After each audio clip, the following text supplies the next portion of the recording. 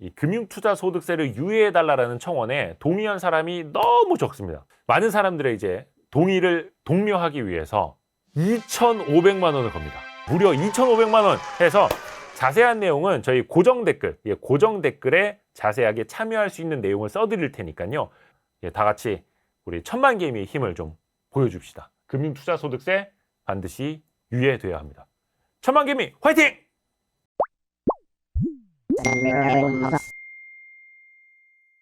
자, 일단 금융투자소득세라는 건 뭐냐면 한마디로 전면과세입니다. 전면과세.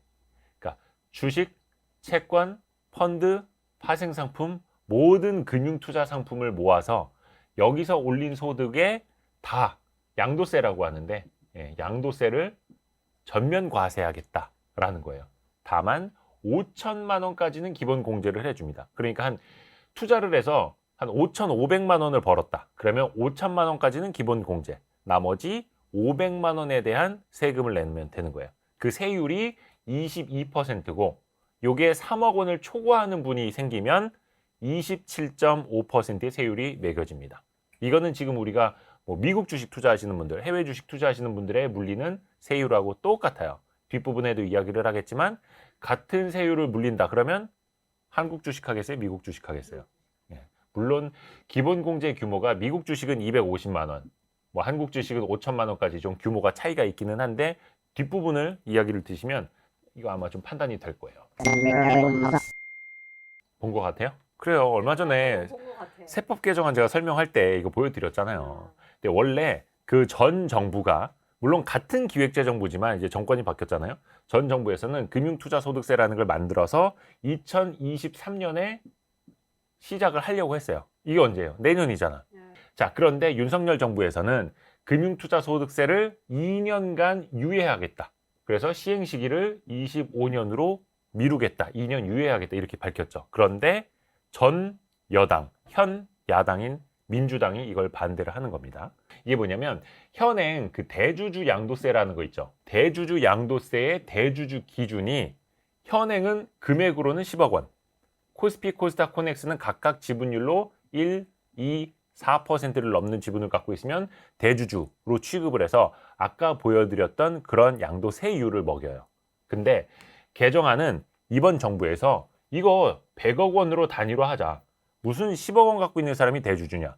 10억 원 갖고 삼성전자 찾아가면 대주주 취급을 해주냐? 그래서 대주주의 기준을 100억 원으로 쭉 높이기로 했고 기존에는 본인뿐만이 아니라 어머니, 아버지, 자식들, 배우자까지도 합쳐서 10억 원 기준이다 보니까 그때 얘기했잖아요. 나도 모르는 사이에 우리 아버지가, 나도 모르는 사이에 내 자식이 그 주식을 갖고 있으면 더하기 해서 10억이 넘어버렸네? 나는 9억 갖고 있었는데? 그러면 어떻게 된다? 다 같이 대주주 양도세율이 적용이 되는 나도 모르는 사건이 생기는. 그래서 이런 불합리한 걸 좀 바꾸기 위해서 범위도 본인으로만 한정을 하고 이 보유 금액도 100억 원으로 높인다. 그러면 대주주 양도세를 내는 사람이 확실히 줄어들겠죠? 자, 이 대주주 양도세 기준을 이렇게 바꾼 건 사실은 바꿀 수밖에 없던 거예요. 왜냐하면 항상 연말 되면 코스닥이 어떻게 됐죠? 그냥 박살이 났잖아요. 항상. 대주주 양도세 물량 이 10억 원을 넘기지 않으려고 20억 원을 갖고 있는 사람은 10억 원어치를 매도하고 근데 그게 아니라 연말에 오를 수도 있으니까 그걸 감안을 해서 한 7억 원, 8억 원어치로 맞춰서 나머지를 또 매도하고 하다 보니까 항상 12월 되면 너 12월에 파니? 나는 11월에 팔아야지. 넌 11월에 파니? 난 10월에 팔아야지. 이러면서 계속해서 주가 왜곡 현상이 많이 나타났거든요. 근데 그 피해를 고스란히 누가 하나요? 이렇게 큰 돈을 갖고 있는 사람들뿐만이 아니라 진짜 소액을 투자하는 사람들한테까지 그 코리아 디스카운트 현상의 하나로 오다 보니까 많은 사람들이 10억이 아니라 1억을 투자하는 사람들이 혹은 1,000만 원을 투자하는 사람들이 저 대주주 양도세 개선해야 된다. 개선해야 된다. 계속 이 목소리를 냈던 겁니다. 중요한 건 항상 모든 정책에는 작용과 반작용이 있다는 걸 생각을 해야 돼요. 예를 한번 들어볼까요? 임대차 3법. 임차인들을 보호한다면서 만든 임대차 3법이잖아요. 하지만 그 법안의 반작용을 누가 다 떠안았죠? 임차인들이잖아. 그러니까 임대인들이 그 임대차 3법 시행되기 직전에 막 임대료 엄청나게 높여버리고 아니면은 본인이 들어와서 살겠다라고 이야기하고 막 내보내고 하다 보니까 그 피해가 바로 임차인들에게 돌아갔단 말이에요. 그러니까 이거는 이제 하나의 예일 뿐이기는 한데 앞에서 대주주 양도세 때문에 연말마다 증시 왜곡 현상이 일어났던 것처럼 항상 그 작용에는 반작용이 있다라는 거 우리가 생각을 해야 되겠고 소득이 있는 곳에 세금이 있다. 세금이 있어야 된다. 돈을 벌었으면 세금을 내야 된다라는 데는 사실 뭐 슈퍼개미들도 마찬가지고 개인 투자자들도 마찬가지고 다들 동의를 합니다. 그런데 중요한 건 대한민국 주식시장이 전면 과세를 할 정도로 공평한 시장이냐 이걸 따져보자라는 겁니다. 자, 그리고 합해서도 이게 맥락이 좀 닿는 이야기인데 작용과 반작용 말씀드렸잖아요. 빈대 잡으려다가 초과 삼간을 다 태우는 꼴이 되지 않을까. 과거에 대만의 사례도 그랬고요. 얼마 전에 뭐 정의정 대표님도 말씀을 해주셨습니다만 이거 제가 굉장히 자주 보여드리는 거죠. 미래에셋 그 자료기는 한데 대한민국 어디냐? 여기 있습니다. 이게 각 국가별 이제 PER 자료입니다. 주가 수익 비율. 높을수록 고평가, 낮을수록 저평가죠. 미국이 예전에는 뭐 20 몇 배까지 받았어요. 근데 지금은 미국 증시도 안 좋다 보니까 뭐 16배로 내려왔습니다만 유럽, 일본, 홍콩 다 이게 이제 평균치입니다. 평균, 5년 평균. 왔다 갔다 요 평균은 여기 있죠. 요렇게 있어요. 근데 대한민국은 5년 평균이 어디 있죠? 여기 하얀 점 보이죠? 여기 있습니다. 그러면 여기다가 제가 한번 점선을 그려볼게요. 대한민국보다 낮은 평가를 받고 있는 나라는 이 자료에 따르면 브라질밖에 없어요. 그러니까 심지어 우리가 뭐 인도네시아, 인도, 태국, 대만, 뭐 영국은 최근에 좀 내려왔다. 최근 내려왔는데 평균은 높아요. 영국, 독일 이런 나라들보다 항상 저평가를 받고 있다는 겁니다. 중국도 최근에 좀 내려와서 그렇지 평균은 항상 10여 배를 받았어요. 근데 우리나라는 진짜 고평가될 때 여기 나오죠. 한 12배 받으면 진짜 맥시멈이고 아니면 뭐 한 8배까지도 떨어지기도 하고 그래서 과거 역사적으로 보면 한 9배 정도면 그래도 역사적인 저점 수준이다. 막 이렇게 이야기를 하고 있는 거예요. 근데 되게 슬픈 거죠. 꼴랑 PER 9배 가지고 이게 무슨 뭐 역사적 저점이니 뭐네 이야기를 하고 있는 게. 그러니까 대한민국은 이렇게 저평가를 받고 있는 시장이다라는 거고. 자, 그러면 대한민국 증시는 왜 이렇게 저평가되어 있느냐?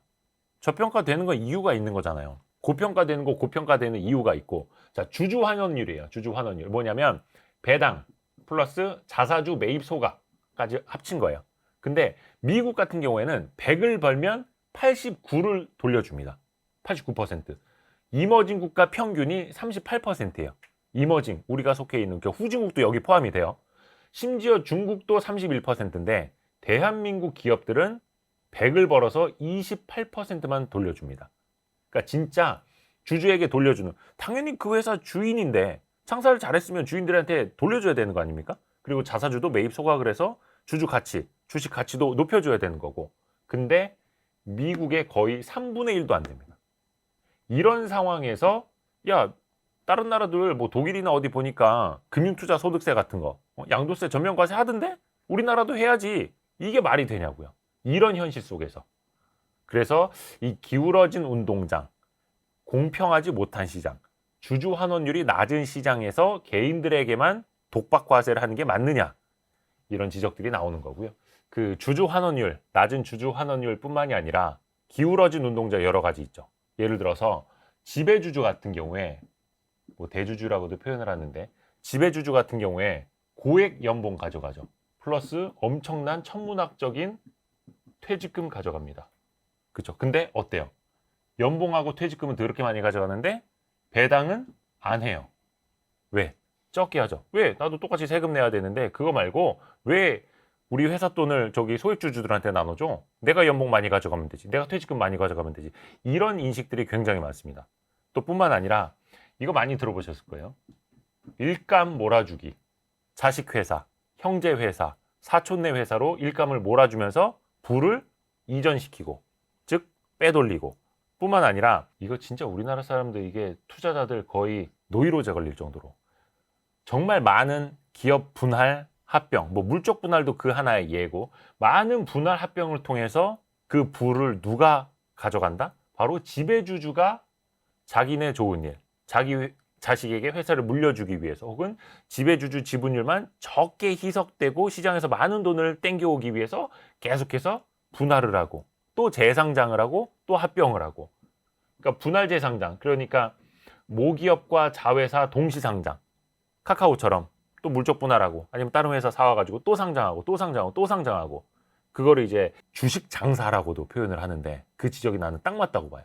그러니까 이런 현상들이 고쳐지지 않은 상황에서 야, 선진국처럼 이제 너네도 세금 내, 우리나라도 이제 소득이 있는 곳에 세금이 있어야지, 이런 얘기하는 게 과연 논리적이냐, 합당하냐, 이런 지적인 겁니다. 금융투자소득세를 내는 사람은 많아야 상위 2% 정도다. 사람 머릿수로는 약 9만 명 정도다 라는 추정치가 나오고 있어요.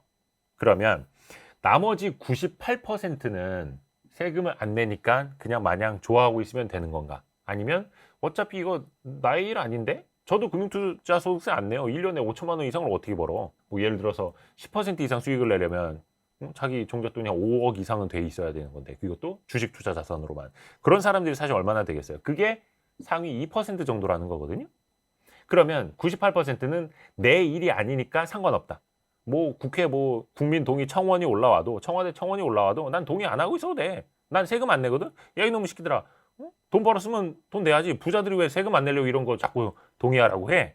근데 현실적으로는 진짜 하위 한 90% 정도가 이 금융투자소득세를 유예해야 된다, 현재 목소리를 내고 있어요. 그러니까 슈퍼겜이나 자산가들 뿐만이 아니라 오히려 여기 들지도 못하는 사람들이 앞에서 봤던 그런 부작용들 때문에, 작용에 따른 반작용 때문에 하위 많은 사람들이 오히려 청원을 올리고 동의를 하고 우리가 저거 유예시켜야 된다라고 지금 투자자들이 시민운동을 하고 있는 거예요. 앞에서 말씀드린 그런 현실 때문에. 개인 투자자가 거래에서 차지하는 비중이 있잖아요. 코스피 같은 경우에는 보통 70에서 80% 정도 되고 코스닥은 80에서 90% 정도 돼요. 지난번에 코로나 팬데믹 당시에 정말 거래 얼어붙었을 때는, 특히 동학개미 운동 불고 이랬을 때는 거의 코스피도 한 90% 가까이 육박을 했었어요. 그러니까 대부분의 거래를 개인들이 하고 있는 거고, 그만큼 시장에 영향을 많이 미치고 시장에 영향을 많이 받는 게 바로 개인 투자자들이라는 거예요. 그래서 금융투자소득세가 전면 과세되고 그로 인해서 증시 왜곡 현상이 나타나면 나타날수록 그 영향을 개인 투자자들이 받을 수밖에 없는 거고요.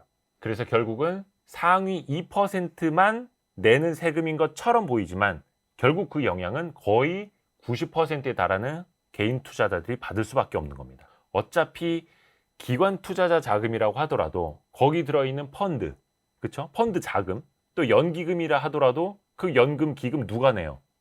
개인들이 내는 거예요. 국민들이 내는 거예요. 그러니까 돌고 돌고 돌아서 개인들한테도 피해가 분명히 오는 거고. 미국과 한국이 있어요.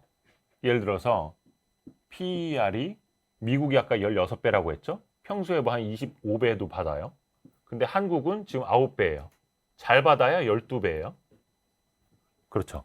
그러면 똑같이 수익을 냈을 때 미국 주식이 많이 오르겠어요? 한국 주식이 많이 오르겠어요? 미국 주식이 많이 오르죠. 그러면 똑같이 뭐 주당 순이익이 증가를 한다면 미국 주식을 사는 게 맞겠어요? 한국 주식을 사는 게 맞겠어요? 미국 주식을 사는 거죠. 그리고 주주 환원율 아까 보여드린 거, 미국은 89%, 한국은 28%. 그러면 어떤 주식을 사겠어요? 미국 주식을 사겠죠. 근데 거기에다가 세금도 똑같이 22%의 세율, 똑같이 22%의 세율이 매겨져요.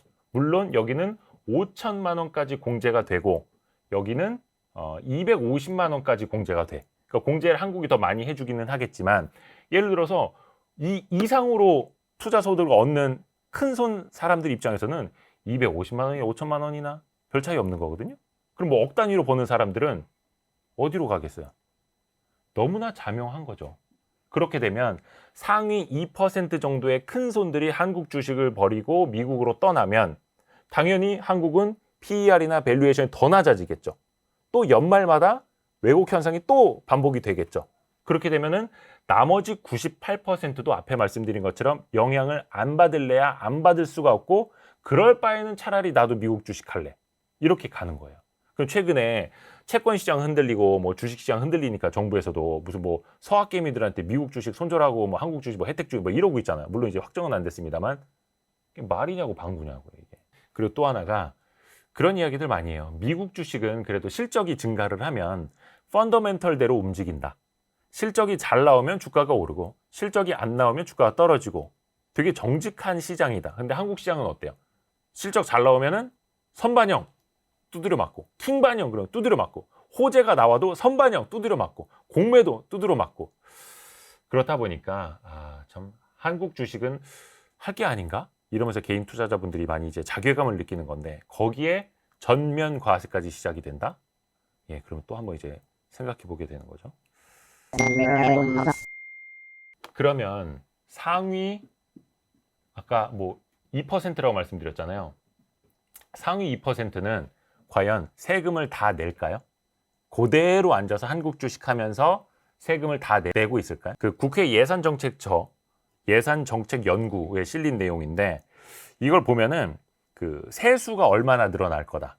금융투자소득세를 만들면 세금이 얼마나 늘어날 거다. 1.7조 원이 순증한다고 계산이 돼 있어요. 그러니까 뭐 거래세 좀 깎아주는 거 하고 금융투자소득세 전면과세, 양도세 전면과세 하는 걸 합쳐보면은 플러스 마이너스 다 퉁쳐서 1조 7천억 원 정도가 세금이 늘어날 거다.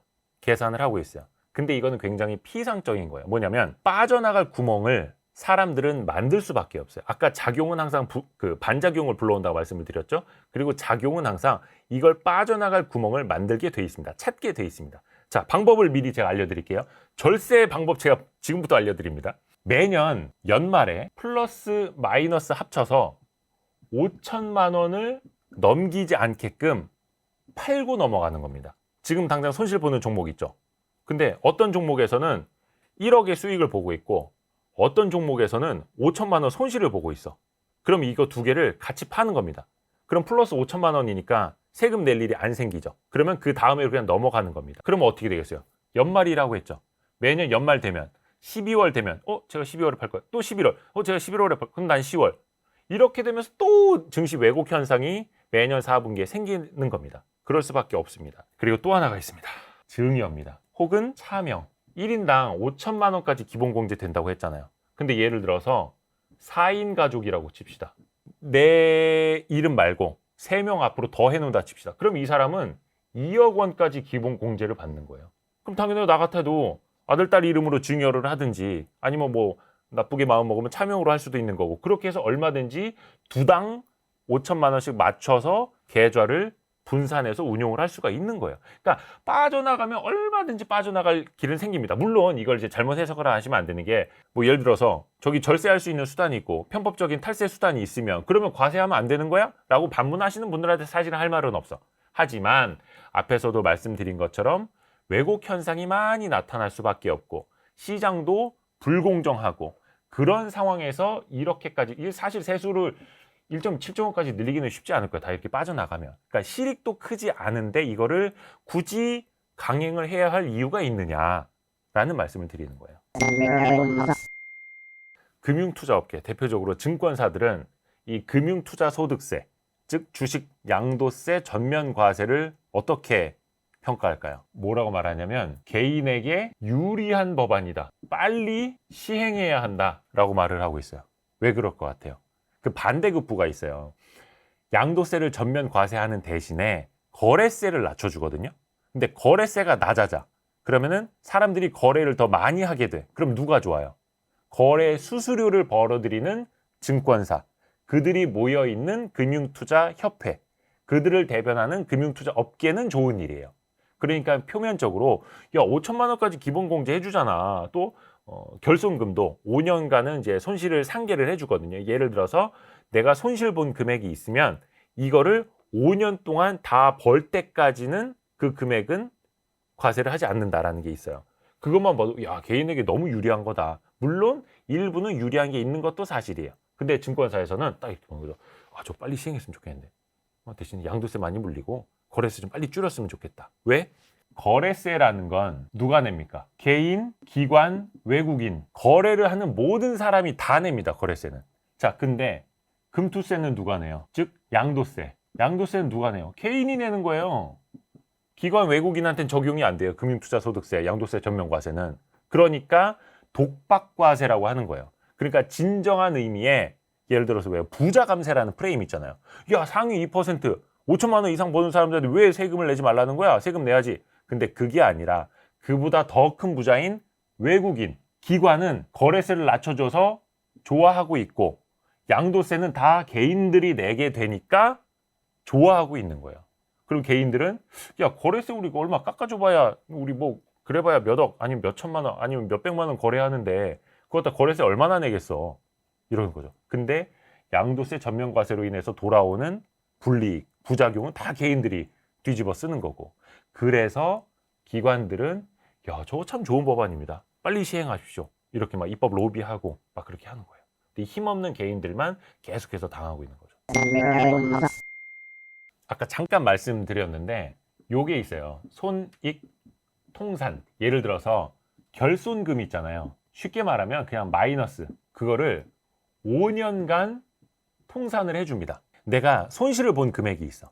근데 그 손실 금액 이상으로 벌 때까지는 양도세를 매기지 않는 거예요. 내가 예를 들어서 1억을 손해를 봤어. 그러면 이 1억을 복구하고 그 다음부터 수익을 낼 때까지는 세금을 물리지 않는 거예요. 그걸 이제 손익통산이라고 하는데, 근데 이게 아직까지 정확히 검색을 해봐도 잘 안 나와.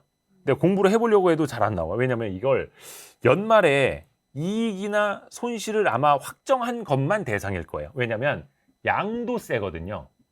양도세는 언제 발생을 해요? 양도할 때, 즉 매도할 때 발생을 하는 거예요.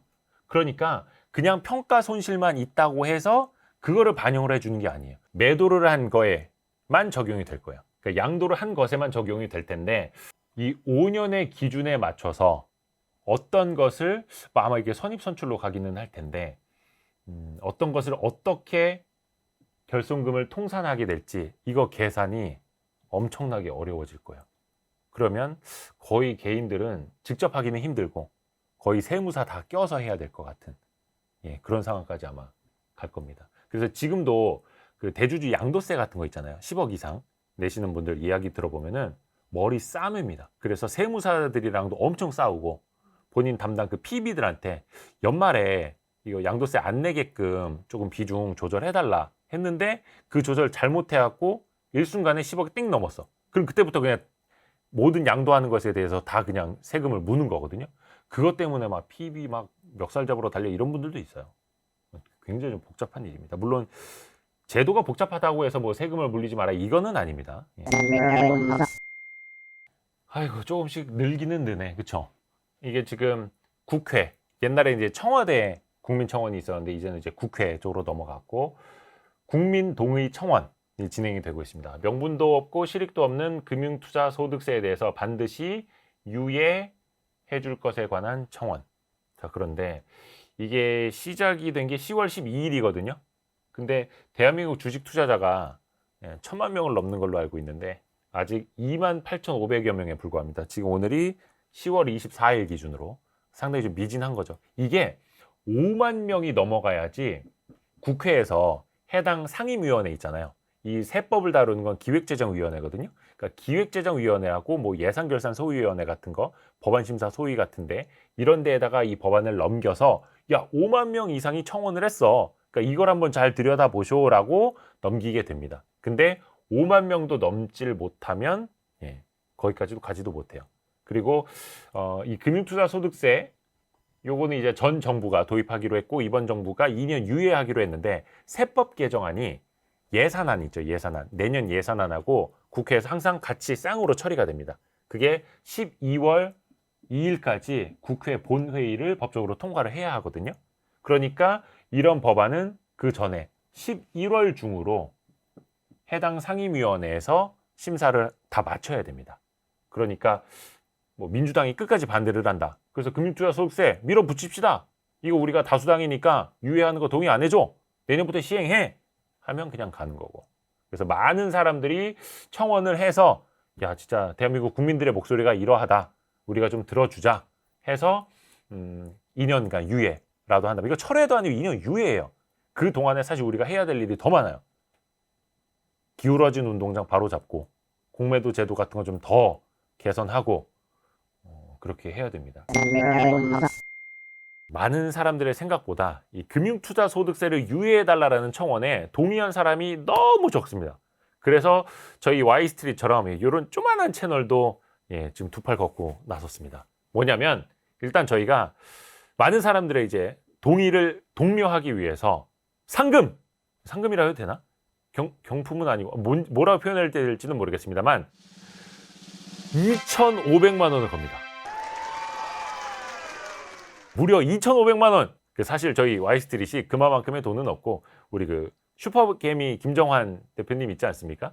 김정환 형님이 좀 도와주셔가지고 저희 Y스트릿이랑 김정환 형님이랑 같이 힘을 보태가지고 우리 금융투자소득세를 유예하라. 대한민국 국회에서 펼쳐지고 있는 국민동의 청원에 동의해 주시는 분들 그리고 그것을 인증해 주시는 분들을 대상으로 25분을 추첨하게 됩니다. 2,500만 원 나누기 25 해봐봐요. 빨리. 1인당 100만 원. 크다. 1인당 100만 원 25분에게 저희가 쏩니다. 왜? 이거는 그냥 우리가 웃고 즐기자 이거 아닙니다. 우리 진짜 진지합니다. 눈물의 동료입니다. 눈물의 동료. 오죽하면 저희가 이러겠습니까? 얼마 전에 한 개인 투자자분이 자기의 사비를 털어서 450만 원을 걸고 많은 분들이 이제 동의에 좀 동참해달라 이런 이벤트를 내것이더라고요. 그런 거 보면서 Y스트릿이 아직 쬐깐한 언론사기는 하지만 우리가 그 역할을 다 하고 있는가 한번 좀 돌아보게 됐고요. 또 슈퍼개미 김정환 대표님이 또 도와주셔가지고 저희가 같이 이런 일을 할 수 있게 됐습니다. 해서 자세한 내용은 저희 고정 댓글에 자세하게 참여할 수 있는 내용을 써드릴 테니까요. 여러분 늦지 않게 이거 11월 11일 빼빼로데이에 이거 마감이 됩니다. 그 전까지 5만 명 못 넘으면 사실상 이거 불거품 되는 거예요. 그러니까 그 전까지 5만 명 넘게 동의를 해서 다 같이 우리 1,000만 개미의 힘을 좀 보여줍시다. 금융투자소득세 반드시 유예돼야 합니다. 1,000만 개미 화이팅!